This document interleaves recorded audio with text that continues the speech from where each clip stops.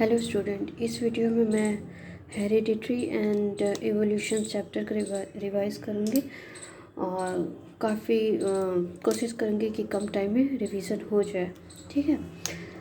सबसे पहले तो ये है कि इसमें जो छोटे छोटे टर्म्स हैं उसको पहले क्लियर कर लेते हैं। ठीक है, जल्दी से कि जैसे हेरिडिटी क्या होता है। ठीक है, क्योंकि कहीं ना कहीं 1 मार्क्स 2 मार्क्स का क्वेश्चन इस सबसे रिलेटेड रहता है आपके बोर्ड एग्जाम में। हेरिडिटी क्या है? ठीक है, तो ये एक प्रोसेस है। ठीक है, heredity a process by which क्या होता है इस प्रोसेस के थ्रू ट्रेट या स्पेशल कोई कैरेक्टर है जो पेरेंट्स और ऑफस्प्रिंग में आता है। ठीक है, process by which a trait transmit to offspring from parents। ठीक है, तो ये प्रोसेस क्या है? बायोलॉजिकल प्रोसेस है प्लस फिजिकल प्रोसेस है। आप लैंग्वेज जो है ना वो सेंटेंस खुद से बनाइए, क्योंकि कितना आप रटिएगा। ठीक है, समझ जाना है, केवल समझना है। 1 या 2 पॉइंट ही वर्ड जो है वो समझने वाला होता है, बाकी लैंग्वेज आपका होगा। ठीक है, क्या होता है? ट्रांसमिशन होता है या ट्रांसफर लिखे हैं यहाँ पर, और किस में जाता है? ये ऑफस्प्रिंग में आ जाता है या नेक्स्ट जनरेशन लिखे पेरेंट्स से जा रहा है, बस। ठीक है, हेरिडिटी समझ गए आप क्या है? कोई भी कैरेक्टर, जैसे फादर से बेबी में, उसके बच्चे में आई का कलर आया या हाइट हुआ या हेयर का जो है टेक्सचर आया, राउंडेड है, कर्ली है, ये सब। ठीक है, तो ये समझ के हेरिडिटी क्या होता है। और सबसे बड़ा कंफ्यूजन इसमें और क्या होता है पता है? जीन क्या है, एलील क्या है, जीनोटाइप, फिनोटाइप, होमोजाइगस, हेट्रोजाइगस क्या है, सारे को अभी क्लियर कर लेती हूँ। ठीक है, हेरिडिटी हो गया, ये वर्ड क्लियर हुआ। सेकंड, आपके पास बहुत सारे यहाँ वर्ड आ जा रहे हैं, जैसे है आपका जीन है, क्रोमोसोम है, सारे का डिफिनेशन लगता है एक जैसा है। डीएनए है, एलील क्या है, ठीक है, होमोजाइगस, होमोजाइगस क्या है, देन हेट्रोजाइगस, ये सारे का आंसर अभी मैं इसमें डिटेल में समझा दे रही हूँ। ठीक है, सबसे पहले आपको सेल का स्ट्रक्चर याद होगा, ह्यूमन सेल का या एनिमल सेल का। तो ये ऐसे राउंडेड शेप होता है और इसके अंदर में यहाँ न्यूक्लियस है। ये क्या है? न्यूक्लियस। ठीक है, अच्छा, और ये बाहर साइटोप्लाज्म एंड सेल मेम्ब्रेन है। न्यूक्लियस के अंदर जब आप लोग आगे पढ़ाई करोगे, अगर बायो आपका सब्जेक्ट होगा, तो आप माइक्रोस्कोप में आपको इस तरह का स्ट्रक्चर कुछ दिखेगा, थ्रेड जैसा। ठीक है, ऐसे थ्रेड जैसा स्ट्रक्चर देखेगा, बीडेड थ्रेड जैसा।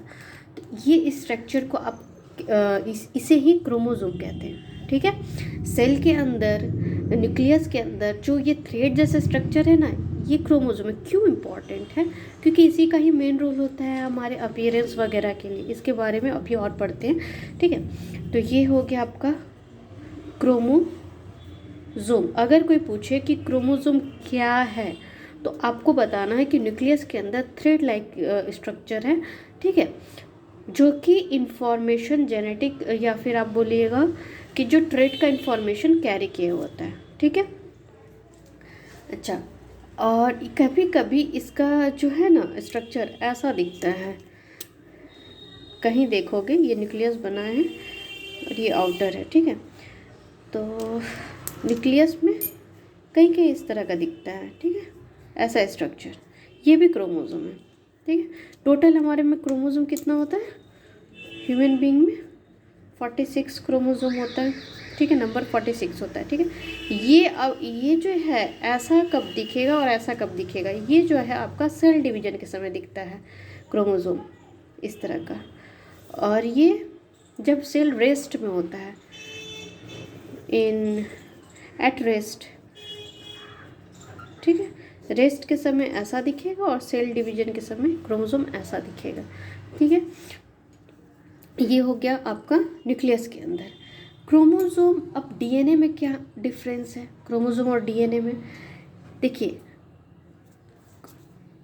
अगर ये एक सिंगल क्रोमोसोम को आप ले लो, इस तरह का स्ट्रक्चर दिख रहा है, सिंगल क्रोमोसोम, ठीक है, इस तरह का, बीच में सेंट्रोमियर होता है,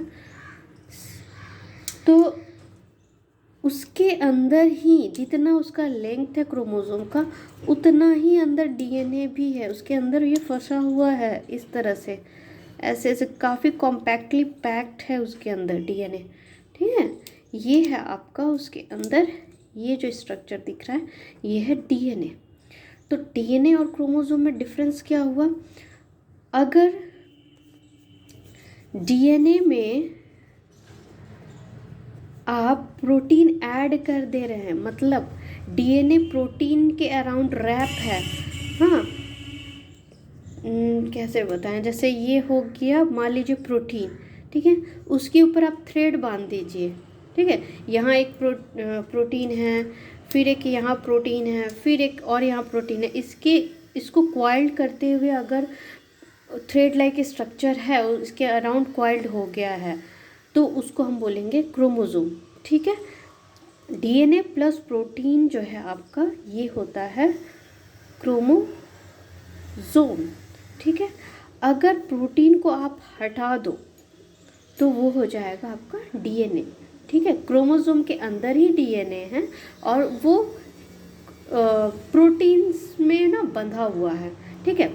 तो प्रोटीन, कौन सा प्रोटीन? प्रोटीन का यहाँ कुछ नाम होगा ना, प्रोटीन है आपका हिस्टोन, ठीक है, हिस्टोन है, वही उसको रैप कर देता है। पैकेजिंग मटेरियल भी, यहाँ पैकेजिंग प्रोटीन भी लिख सकते हो आप, पैकेजिंग प्रोटीन है, ठीक है। मैंने इसलिए डिटेल में थोड़ा समझा दिया क्योंकि फर्दर आप स्टडी करोगे काफ़ी कन्फ्यूज़न हो जाता है, ठीक है। अच्छा, डीएनए का फुल फॉर्म क्या है?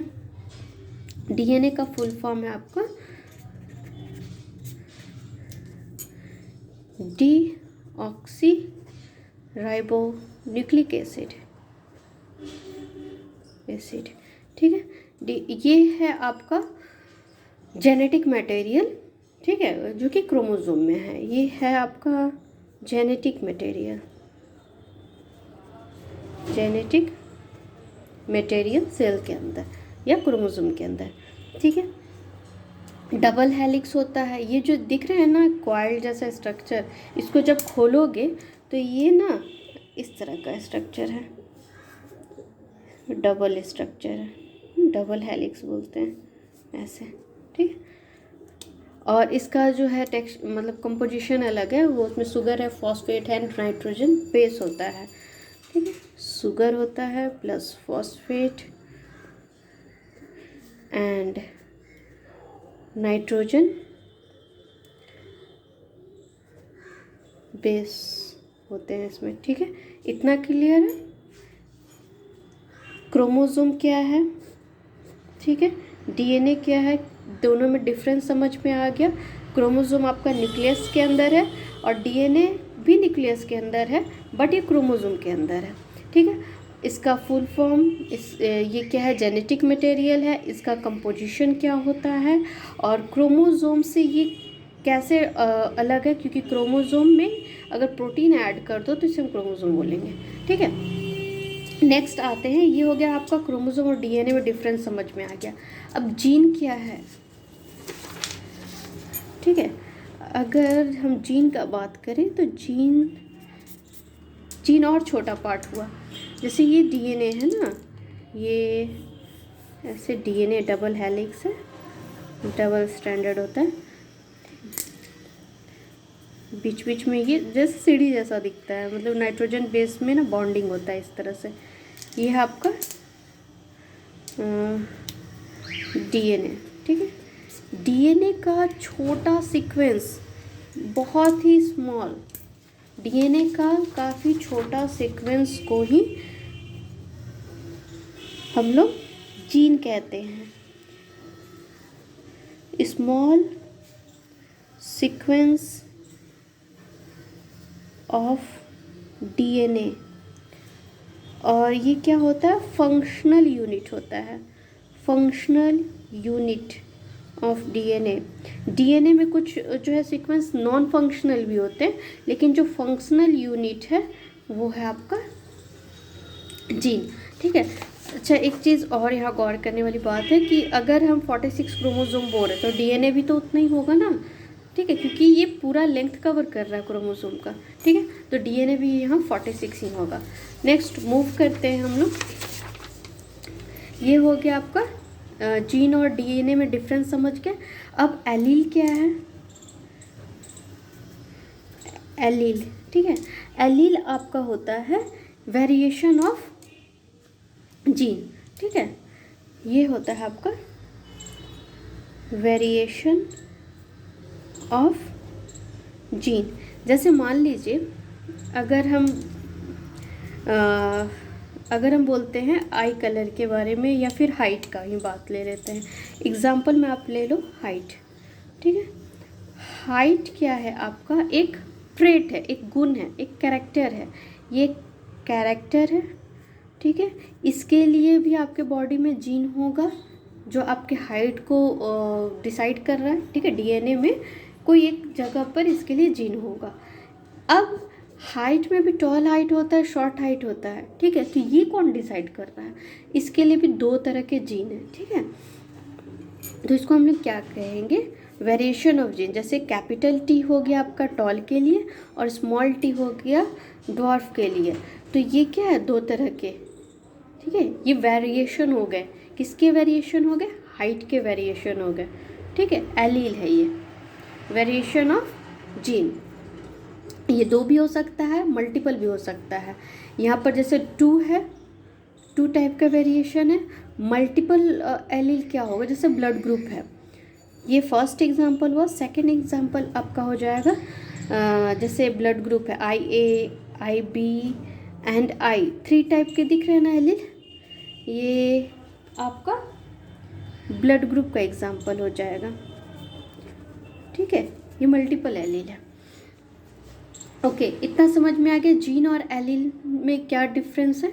ठीक है, एक बार यहाँ पर डिफरेंस मैं राइट कर देती हूँ। ठीक है, एग्ज़ाम में ये इम्पॉर्टेंट है कि आपका जीन और एलील में डिफरेंस पूछा जा सकता है। ठीक है, तो इसमें आपको क्या लिखना है, दोनों में बेसिक डिफरेंस लिखिएगा। ये क्या है, small sequence of DNA, functional है ये, फंक्शनल स्मॉल यूनिट बोलिए या फिर सीक्वेंस बोलिए। ये क्या है, variation of gene, variation of gene. ठीक है, वेरिएशन ऑफ जीन हो गए। सेकंड आप एग्जाम्पल राइट कर सकते हो। ठीक है, एग्जाम्पल आप राइट कर दो, ऊपर में जो भी एग्जाम्पल दिया हुआ है। ठीक है, इसको राइट कर दो। थर्ड, आप और भी इसमें एक पॉइंट ऐड कर सकते हैं कि जीन जो है हमेशा सिंगल होगा। ठीक है, ये सिंगल होगा, सिंगल प्रेजेंट होगा। ठीक है, अगर कहीं जीन की बात हो रही है तो वो सिंगल प्रेजेंट होगा, बट ये हमेशा पेयर में होगा। पेयर और मोर देन, नहीं सॉरी, पेयर में ही होगा, क्योंकि एक फादर और एक मदर की तरफ से आता है जीन, हम एलील हमारे बॉडी में। ठीक है, पेयर में मौजूद होगा। अच्छा, ये क्या है ना, एक ही तरह का प्रोटीन बनाएगा। मेक या प्रोड्यूस, आप जो भी वर्ड राइट कर सकते हो, वन टाइप ऑफ प्रोटीन। ठीक है, जैसे हाइट के लिए आपके पास एक ही तरह का प्रोटीन होगा। ठीक है, या फिर आई कलर का, अगर हम एक जीन का बात करें तो वो केवल एक तरह का प्रोटीन बनाएगा। बट अगर हम एलील की बात करते हैं तो वहाँ पर हमेशा अपोजिट प्रोटीन बन रहे हैं। प्रोड्यूस अपोजिट प्रोटीन या फिर सेम प्रोटीन भी कह सकते हैं, क्योंकि दो है ना सेम प्रोटीन भी, कहीं कहीं जिसमें होमोजाइगस कंडीशन सेम प्रोटीन भी होगा। ठीक है, जीन और एलील में डिफरेंस समझ गए। लास्ट वाले पॉइंट अगर नहीं क्लियर हो रहा है तो आप कमेंट बॉक्स में लिखिए, अगर क्लियर है तो हाँ लिखिए, ठीक है, यस लिखिए। ज़्यादा कुछ डिफ़िकल्ट नहीं है। अगर जीन की बात करें, जैसे जीन सिंगल जीन, जैसे टी सिंगल एलील की अब बात करें तो वो एक ही तरह का प्रोटीन ना बनाएगा। और अगर हम एलील की बात कर रहे हैं, 2 एलील 3 एलील की बात करें, कैपिटल टी स्मॉल टी, तो अगर एक इंसान में एक जीन के लिए 2 एलील मौजूद होता है ना, तो यहाँ पर 2 तरह का प्रोटीन बनाना। समझ में आया? नेक्स्ट मूव करते, जीन और एलील आप लोग समझ गए, ठीक है, यहाँ तक क्लियर है। हेरिडिटी क्या है, क्रोमोसोम क्या है, डीएनए क्या है, जीन, एलील, ठीक है। नेक्स्ट मूव करते हैं हम लोग, होमोजाइगस हेट्रोजाइगस क्या है कंडीशंस, ठीक है। होमोजाइगस और हेट्रोजाइगस, ठीक है। होमोजाइगस मतलब होता है ना सेम, ठीक है। अगर आपके पास आपके बॉडी में, आपको पता है कि हमारे में एक जीन के लिए 2 एलील होते हैं, एक मदर की तरफ से आता है, एक फादर की तरफ से आता है। ये आपका न्यूक्लियस सेल है, उसमें न्यूक्लियस है, ठीक है। तो अगर आप मतलब अगर हाइट का हम कैरेक्टर ले लें तो कैपिटल टी स्मॉल टी, आप सॉरी कैपिटल टी और कैपिटल टी अगर आप में जीन है, ठीक है, एक फादर से आया है आपका और एक मदर से आया है, अगर दोनों सेम है तो उससे हम बोलेंगे होमोजाइगस कंडीशन या होमोजाइगस इंडिविजुअल, ठीक है। ये इंडिविजुअल की बात हो रही है, इंसान की बात हो रही है कि वो कैसा है, ठीक है, इंसान या कोई भी एनिमल। तो अगर मुझे बोले कि होमोजाइगस है, होमोजाइगस का कहने का मतलब उसमें सेम टाइप का एलील है। और अगर हेट्रोजाइगस अगर हम कहेंगे तो उसमें डिफरेंट टाइप के एलील होंगे, ठीक है। एक उसके पास फादर या मदर से आएगा कैपिटल टी और एक फादर या मदर से आएगा स्मॉल टी, ठीक है। ये डिफरेंट है, समझ में आया? होमो और हेट्रोजाइगस का मतलब, ठीक है। अब जीनोटाइप और फिनोटाइप क्या होता है, इसका भी डिफरेंस समझ ले रहे हैं। जीनोटाइप, फिनोटाइप, ठीक है। जीनोटाइप और फिनोटाइप में आपका जैसे जेनेटिकल मेकअप आप इसको बोल सकते हैं, ये है आपका इंडिविजुअल का जेनेटिकल मेकअप या फिर जेनेटिकल कंडीशन, ठीक, कुछ भी वर्ड आप यूज़ कर सकते हैं। और कुछ भी मतलब रिलेटेड। फिनोटाइप क्या है, फिजिकल अपीयरेंस, उस इंसान का कैसा दिख रहा है, फिजिकल अपीयरेंस, ठीक है। आप आगे से मेंडल लॉ में पढ़िएगा, बट अभी छोटा सा एक ब्रीफ नॉलेज दे देते हैं कि अगर कोई इंसान कैपिटल टी है हाइट के लिए, कैपिटल टी स्मॉल टी है, स्मॉल टी है, तो आप बाहर से उसे नहीं समझ पाओगे उसका जीन कैसा है, उसके सेल के अंदर देखना होगा या एक्सपेरिमेंट के थ्रू समझ में आएगा। तो यहाँ पर जीन कैसा है, उसका जेनेटिकल मेकअप क्या है, कैपिटल टी है, एक जैसा है तो इसको हम प्योर बोलेंगे, प्योर टॉल है, ठीक है। अगर यहाँ पर दोनों शॉर्ट के लिए है तो ये प्योर ड्वार्फ है, ठीक है। और यहाँ पर ये अलग है तो इसको क्या बोलेंगे हम, इम्प्योर।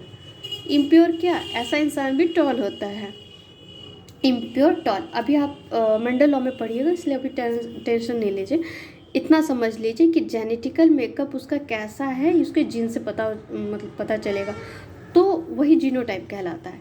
बट यही इंसान फिनोटाइपिकली अलग दिखेगा, इसका फिनोटाइप कैसा हो जाएगा, देखिए अगेन यही एग्जांपल आप लीजिए। अब देखिए यहाँ पर ये टॉल है, ये भी इंसान टॉल है और ये ड्वार्फ है। अब समझ में आ रहा है, ये जीन से तो ये दोनों अलग है लेकिन फिजिकल अपीयरेंस सेम है, इसको फिनोटाइप कंडीशन बोलते हैं, ठीक है। ये दोनों क्लियर हो गया, जीनोटाइप फिनोटाइप क्लियर है। एक इंसान का जीन कैसा दिख रहा है बट अंदर कुछ भी है, बट उसका अपीयरेंस अगर वो इम्प्योर भी है तो वो प्योर जैसा लग रहा है, समझ में है। ये इम्प्योर है, इम्प्योर टॉल नहीं है, बट वो टॉल हो गया है क्योंकि उसका जो कैपिटल टी जीन है ना वो रिस्पॉन्सिबल है उसके हाइट के लिए, ठीक है, लेकिन वो प्योर टॉल नहीं है, फिजिकली वो टॉल है बट नहीं टॉल है, ठीक है। अगर आपको एग्ज़ाम में डिफरेंस लिखने आया तो आप एक एक दो दो नंबर का ये जो डिफरेंस है आप राइट कर लोगे, ठीक है, सब इम्पॉर्टेंट है, ठीक है, या फिर एक लाइन का ही अगर क्वेश्चन आया तो। ओके, नेक्स्ट आते हैं, ये हो गया आपका इतना क्लियर हुआ, होमोजाइगस, हेट्रोजाइगस, जीनोटाइप, फिनोटाइप, ये सब क्लियर हुआ। नेक्स्ट आइए आप इसमें एक्वायर्ड और इनेट इम्यूनिटी, सॉरी ट्रेट में। ट्रेट होता है कैरेक्टर, ठीक है, एक्वायर्ड एंड इनेट बोलिए फिर, या फिर इनहेरिट कैरेक्टर, ठीक है। एक्वायर्ड और इनेट कैरेक्टर में आप डिफरेंस देखिए, ये आता है एग्ज़ाम में, इम्पॉर्टेंट है। एक्वायर्ड जो आप अपने एक्सपीरियंस से अपने में डेवलप किए हैं, डेवलप थ्रू एक्सपीरियंस, ठीक है, कैसे हुआ आपके एक्सपीरियंस, आपने सीखा है या फिर लर्न किया है उसे, ठीक है, लर्न। और ये इनेट या इनहेरिट कैरेक्टर क्या होता है, आपके पेरेंट्स से आप में आता है, transmit from parent to offspring, ठीक है, क्लियर है, ये समझ में आ गया। सेकंड, अगर आपको इसमें डिफरेंस राइट करना होगा तो क्या राइट करोगे आप, ठीक है, ये एक एक एग्जांपल राइट कर दीजिए। एग्जांपल में जैसे आपने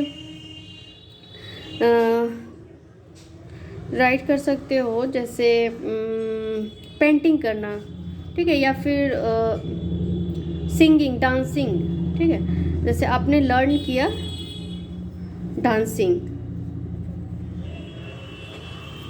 ठीक है, डांसिंग या डांस जो भी लर्न किया, बट इसमें इनहेरिट ये जो है आपका, ये है जो इनहेरिट हुआ है कैरेक्टर, उसमें आप राइट कर सकते हो स्किन कलर। स्किन कलर तो आपने एक्वायर्ड नहीं ना किया है, ये आपके कोई सीखने वाला चीज़ नहीं है कि आप उसे सीख के अपना स्किन कलर जो है वो चेंज किए, आई कलर चेंज किया, ऐसा कुछ तो नहीं है, आई कलर, ठीक है, ये सब। और ये नेक्स्ट जनरेशन में पास नहीं होगा, ठीक है, not pass to next generation.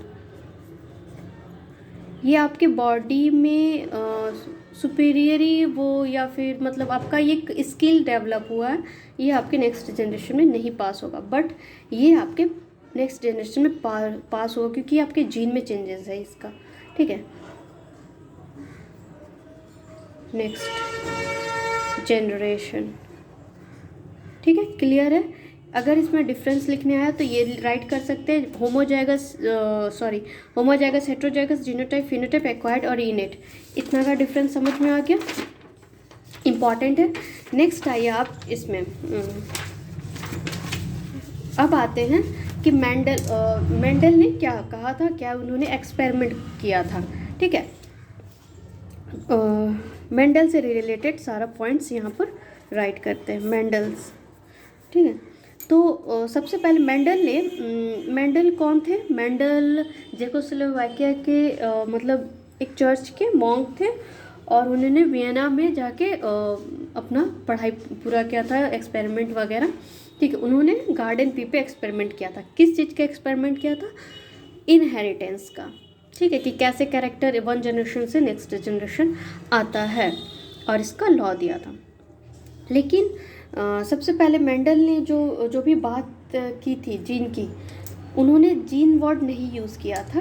Mendel ने सबसे पहले जीन के लिए ही used factor term instead of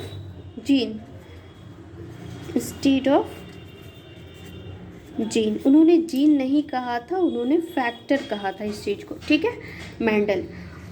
अच्छा, नेक्स्ट एक्सपेरिमेंट किस पे किए थे, एक्सपेरिमेंट किए थे वो गार्डन पी पर, ठीक है। गार्डन पी का बोटेनिकल नेम भी आ सकता है। बोटेनिकल नेम क्या होता है गार्डन पी का? Pisum sativum. Pisum sativum.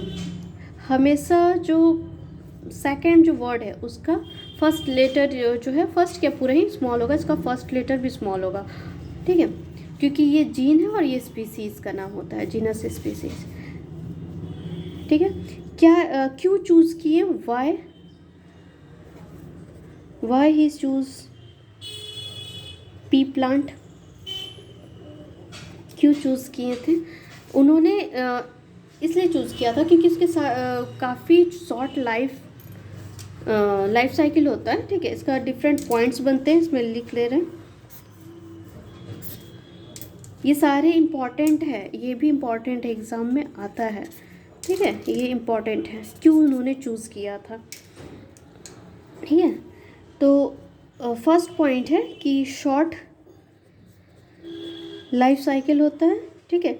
मतलब एक जनरेशन से दूसरे जनरेशन में ग्रो होने में काफ़ी शॉर्ट टाइम लगता है, ठीक है। अगर वो ह्यूमन का ले लेते हैं या फिर और दूसरा बड़ा प्लांट का ले लेते हैं तो उनको काफ़ी टाइम लगता है, ठीक है। तो वो अपने पूरी ज़िंदगी में उतना एक्सपेरिमेंट नहीं कर सकते, ना कंक्लूजन पे आते हैं, ठीक है। तो उन्होंने शॉर्ट लाइफ साइकिल है इसलिए गार्डन पी का इस्तेमाल किया। ईजी टू ग्रो, मतलब मोस्टली ये कहीं भी ग्रो हो जाता है, इसके लिए कोई बहुत बेहतर इन्वायरमेंट की ज़रूरत नहीं है, ठीक है। Easy to grow. थर्ड है पॉइंट आपका, काफ़ी सारे कैरेक्टर उन्हें मिल गए थे। इसके कैरेक्टर मतलब क्या? ट्रेड गुण, जो जैसे कलर हुआ, हाइट हुआ, ताकि उस पर ये एक्सपेरिमेंट कर सके और हर का कंक्लूज़न निकाल सके कि क्यों ऐसा हो रहा है। एक जनरेशन में हुआ तो और हम 4 जनरेशन देख ले रहे हैं, क्या ये सेम हो रहा है कि डिफ़र हो रहा है, ठीक है। तो ये हो गया कॉन्ट्रास्टिंग कैरेक्टर। कॉन्ट्रास्टिंग मतलब क्या? एक कैरेक्टर का दो डिफरेंट टाइप का contrasting character.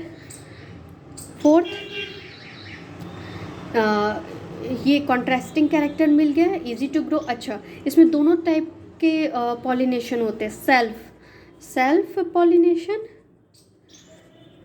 And cross pollination, ठीक है। सेल्फ पॉलिनेशन और क्रॉस पॉलिनेशन दोनों टाइप के पॉलिनेशन होते हैं, ठीक है। तो सेल्फ का मतलब समझ रहे हो, जैसे एक फ्लावर है उसमें मेल और फीमेल जो पार्ट होता है उसी में एक ही विद इन वन फ्लावर और with in different flower and different plant, ठीक है। डिफरेंट प्लांट मतलब स्पीसीज वही है, पी प्लांट ही है, बट वन प्लांट यहाँ है, अनदर प्लांट कहीं और है, मतलब वहाँ से वो ब्रीड करवाए, ठीक है। ये हो गया पॉलिनेट करवाए। Fifth number, short life cycle, easy to grow, contrasting character, self. अच्छा, इसमें लार्ज नंबर ऑफ सीड होते हैं, ठीक है, जो कि एक्सपेरिमेंट के लिए काफ़ी हेल्पफुल है। मोर सीड प्रोड्यूस, मोर सीड प्रोडक्शन, ठीक है। अगर आपको एग्ज़ाम में लिखने आए कि क्यों पी प्लांट मेंडल ने चूज़ किया, पहले तो इसका बोटेनिकल नेम राइट कीजिए और ये सबको आप राइट कीजिए 5 पॉइंट्स को। देन अगर आपके पास टाइम है तो सबका थोड़ा थोड़ा आप डिटेल कर दीजिए, ओके। ये हो गया एक्सपेरिमेंट गार्डन पी प्लांट पे किए थे। अब कॉन्ट्रास्टिंग कैरेक्टर कितने थे? 7 कॉन्ट्रास्टिंग कैरेक्टर थे, ठीक है, 7 थे। आपको ये भी याद रखना है कि कौन कौन से कॉन्ट्रास्टिंग कैरेक्टर थे, ये भी आता है एग्जाम में। Contrasting character of P plant, ठीक है। पी प्लांट में कौन से 7 कॉन्ट्रास्टिंग कैरेक्टर थे? इजी है याद रखना। एक इसके हाइट से आता है कैरेक्टर, 4 इसके सीड से रिलेटेड आता है और 2 इसके फ्लावर से रिलेटेड आता है। ऐसे याद रखोगे तो याद रहेगा। हाइट में है आपका टॉल एंड ड्वार्फ, ठीक है। अगेन फ्लावर से, तो फ्लावर यहाँ कलर हो गया, ठीक है, purple and white, I think, हाँ यस, पर्पल एंड वाइट हुआ। पोजीशन, ठीक है, पोजीशन ऑफ फ्लावर मतलब कहाँ पर ये खिल रहा है फ्लावर, टर्मिनल है कि एक्सियल है, ठीक है, टर्मिनल एंड एक्सियल हुआ। फोर्थ पॉइंट हुआ इसका, टर्मिनल एंड एक्सियल हुआ। फोर्थ पॉइंट आपका इससे अब रिलेटेड आ जाएगा, सीड से रिलेटेड आ जाएगा। जैसे सीड का अब हो गया कलर, कलर होता है आपका yellow and green, yellow and green, okay. Seed का कलर हुआ, शेप है, शेप कैसा होता है, राउंड एंड रिंकल, ठीक है। एंड सीड कलर हो गया, शेप राउंड एंड रिंकल हुआ। ये हो गया दो कैरेक्टर आपका सीड से। फिर सीड पॉट से आप कैरेक्टर चूज करो, इसको 5 कर देते हैं, 6 हुआ। सीड पॉट, कलर, कलर इसका भी हो जाएगा, इसका होगा green and white, green and white. And again इसका शेप, शेप है आपका inflated and wrinkle, inflated and wrinkle, या कॉन्स्ट्रिक्ट लिख सकते हैं इसे, कॉन्स्ट्रिक्ट, ठीक है। मतलब ये स्वैलन टाइप का रहेगा और एक ऐसा सिकुड़ा हुआ टाइप का रहेगा, कॉन्स्ट्रिक्ट, ठीक है।